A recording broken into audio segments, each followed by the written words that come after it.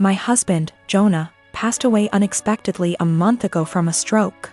I don't want to get specific about that part, it's the worst pain I've ever felt in my entire life. And I'm still not sure how I'm ever going to move on. We were married for 5 years, together for 7. The past 2 years we've been trying for a baby, but we're just getting to the point of considering IVF when he died. Jonah had a close friend in high school named Marjorie. Marjorie also ended up going to the same university as he did, and they spent a lot of time together during those college years. Jonah said that he liked Marjorie's company, but never felt anything beyond friendship with her, which I totally believe. Jonah dated other women during that period, but told me that several times Marjorie hinted that she wanted him to ask her out. She also joked about wanting him to be her plan B in case she didn't meet someone and get married by 30. By the time I'd started dating Jonah, he had moved a couple hours away from his hometown, and Marjorie. Despite this, Marjorie immediately began finding excuses to come to our town and hang out, which usually involved her encouraging us to go drinking, and then her passing out on the couch at Jonah's apartment. I didn't mind her for the most part, but she had a habit of saying things like, "You know you ruined our marriage pact," and pointing out all the things that she knew about him, like what he took in his coffee, his favorite bands, etc. Over the course of our relationship, and especially after we got married, Jonah definitely put some distance into his relationship with Marjorie. He confided in me that he felt he had outgrown her and that they really had little in common anymore. He stopped responding to her invitations to hang out as often, though he would occasionally call to catch up out of guilt, especially when she would text him or leave messages saying she was so sad he was ignoring her and the like. But now he's gone. I had him cremated, like he wanted. We haven't done the memorial service yet, it was too hard for me to even imagine the first couple of weeks. And I also wanted to give time for some out-of-state people to make travel plans. The memorial is this weekend. However, 2 weeks ago, I received an email from Marjorie sent to around 60 people, including Jonah's family, saying that she was holding a memorial service for Jonah in the town where they grew up, the day before his memorial here. I was completely blown away, seeing as she hadn't mentioned anything to me or even attempted to call. Along with the details, the email said that she was planning the memorial in light of the fact that no other service had yet been held in his memory, and he deserved to be laid to rest with honor. For the record, she was invited to the memorial which I've been planning and knew it was happening. I called her, of course, and told her that while I appreciated her willingness to help with Jonah's goodbye, I was already planning a service for him that would involve all of his family and friends. She immediately went on the defensive and said that she had only started to plan a service when she realized I wasn't willing to do it in a timely manner. I told her that the timing wasn't her choice to make, but that if she wanted to have a memorial of some kind, to please just add on the invitation that his official memorial was going to be held this weekend. She said fine. I sent a message to all of Jonah's invited friends and family to make sure that they knew the real service, with both of our families, was going to be here, and then just washed my hands of the whole thing. This week I received a message on Facebook from Jonah's cousin, saying that Marjorie, who has apparently blocked me on Facebook, created an event for Jonah's official memorial service, her memorial, and invited everyone she possibly could. I've been getting blown up with emails asking which day the memorial is, and where. I'm honestly furious. I don't have the emotional energy to deal with this. I ended up putting a post up on my wall, reiterating the date of his service here, and asking people to please share it. Thankfully, I think the older members of the family don't use Facebook or email very often, so most of them haven't been confused, but a lot of people now think that Marjorie's service is the real one. I called Marjorie again, asking her to add an addendum to her event saying that his actual memorial was going to be here. She told me that Jonah would have wanted it this way, and that if I couldn't appreciate her efforts, I wasn't invited to say goodbye to Jonah. I told her that was fine, seeing as I'd already said goodbye to Jonah when I held him as he died. She hung up. Apparently she's now spreading information to her mutual friends with Jonah, saying that he was planning on leaving me because I wasn't able to conceive. She also said that we had approached her to carry a baby for us, all absolute lies. His cousin sent me a screenshot of a text where she said that Jonah always thought we would have the cutest baby together, and that angry widow doesn't understand how much he wants children. I'm at a loss as to what to do. I don't care what she says about me, but she's now tarnishing my husband's memory, especially saying that he wanted to divorce. Jonah would never have left me, and anyone that knows him at all knows that we were committed to each other above all else.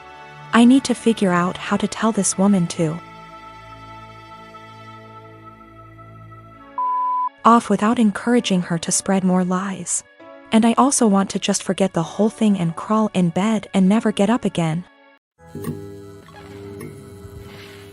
My newborn's pediatrician is always so crowded in terms of size of waiting room versus number of people waiting. It requires a certain amount of etiquette controlling your kid, because there are no toys, no play area, no real space for shenanigans. Enter lady with 4 kids, a newborn, 2 toddlers, and a kindergarten-aged kid, little girl in question here. She really should have brought an iPad or a second adult or something, because her kids were literally running around this space, yelling and screeching. The mom was oblivious to all of her kids except the newborn, who was quietly breastfeeding while mom was glued to her phone screen. Accordingly, other people were put in the awkward position of having to discipline her kids. Several people had previously tried to put her kids back in line for whatever issue, harassing their kids, being loud, whatever. Her kindergarten-age daughter, who clearly had some kind of special needs, was absolutely enamored with my newborn and his stroller. She was asking me if she could push it around. No, she was getting super close to my newborn, stop, and was generally just being annoying. FFS at one point when I wasn't looking and was preoccupied with my own kid. She went digging in my diaper bag and throwing my stuff onto the chair and the floor. My newborn was really fussy because we were there for a sick visit and he wasn't feeling well. And I did not feel like entertaining some strange kid. I tried being polite about it. Sweetie, where's your mommy? Points to mom, ma'am. Points to kid. The lady would call her kid back, but the kid just kept coming back to me. Rinse and repeat. I told her she needed to stay with her mom. Little punk says I don't wanna and keeps trying to touch my son, my stroller, our stuff. Finally, I'm trying to fix a bottle of formula while holding a screaming baby and listening to this little girl like a broken record. Why is your baby crying? Why is your baby crying? Make him stop. I don't like that, and her annoying self knocks my bottle of formula off the table and into my stroller. So now I'm out formula, kid still screaming, and I have a huge mess that I don't have a great way to clean up. I'm at my wit's end. I raise my voice at this kid. Look what you did. I am not your babysitter. You are bothering me. Get out of my face. People looked at me like I was the biggest on earth. A lady speaking Spanish actually did call me a. The little girl starts crying. I'm not apologizing. The mom confronts me. I tell her she should have been watching her kid, and that's the hill I'm prepared to die on. I met my husband 6 years ago when we both had just graduated college. He was a lovely guy, handsome and very well put together. He loved muscle cars and weightlifting, and I loved everything about him. I fell in love with him instantly and was over the moon when he asked me to marry him. A year into our marriage, I became pregnant with our son and gained about 30 pounds. I was 5 feet 3 inches, 125 pounds before the baby and 155 pounds after the baby. I still fit into the same clothing sizes, so I didn't think I had gained too much weight and that it would come off with breastfeeding and some more exercise. After the baby, my husband started pressuring me to lose the weight. He said that his friends were making comments about how fat I had gotten and that he was not as attracted to me as he was before I had the baby. He gave me an ultimatum that I either would have to lose the 30 pounds in 6 months or he would leave me. I was very upset about the demand, but I didn't want to lose him, so I tried my hardest to lose the weight. Every day for months I would wake up and go to hot yoga for 90 minutes. After I got home from work, I would run or do some bodyweight exercises.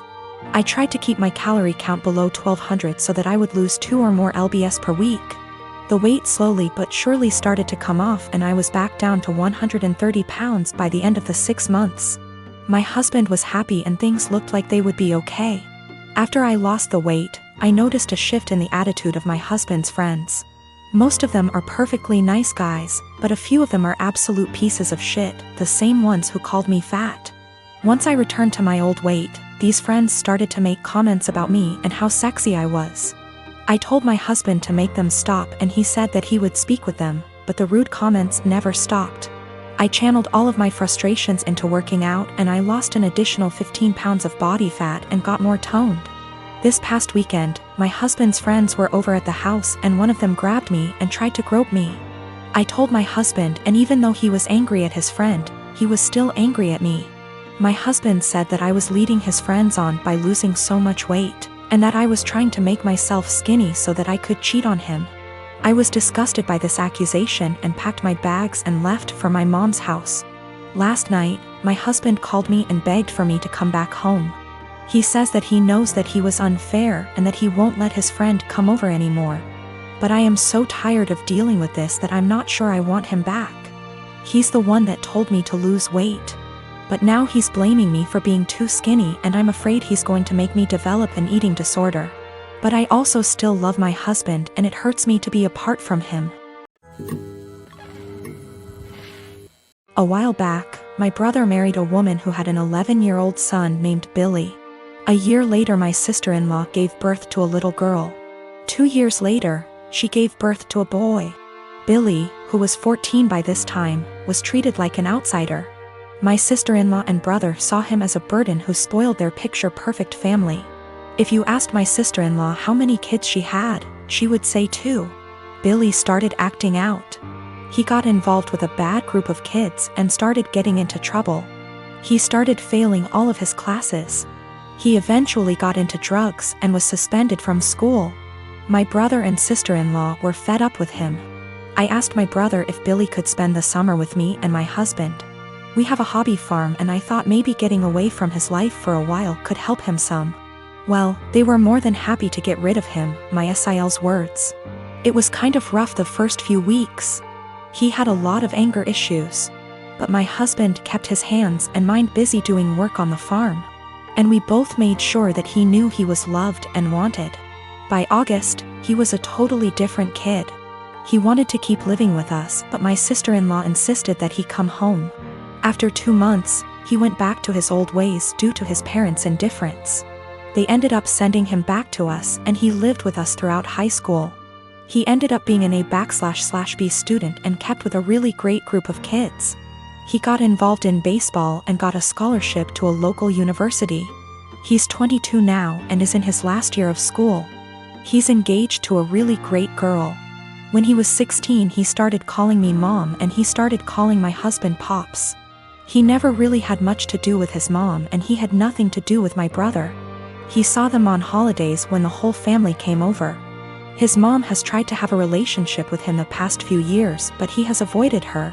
On Christmas, sister-in-law was over and for whatever reason, she opened my desk drawer and found a birthday card from Billy where he said, "To the best mom ever. Thanks for loving me and giving me a chance." She was devastated. She ended up texting Billy, confronted him and asked him if she would be presented as mother of the groom at his wedding.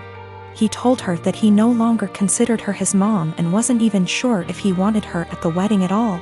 My sister-in-law is now insisting that I make it clear to Billy that I am not his mother and that he is not to refer to me as such. My brother is also very upset with me. Even my parents are pressuring me to do what sister-in-law wants for the sake of peace. Honestly, I consider Billy to be my son. I count him in with all of my children. I feel like telling Billy not to present me as mother of the groom could possibly be misinterpreted as me saying that I don't feel like he's my son and I don't even want to take a chance of that happening. If he decides to present his real mom as mother of the groom, I will 110% support him. I have zero desire to tell Billy not to call me mom and I absolutely won't do it because I know it would destroy him, and it would kill me. My sister-in-law insists that by not doing it, I'm making it impossible for her to have a relationship with him and I'm being selfish. I have talked to Billy about it some. He doesn't like to talk about his mom at all. He basically just said that he doesn't see her as a mom and has for sure decided he doesn't want her at the wedding. I understand and respect that.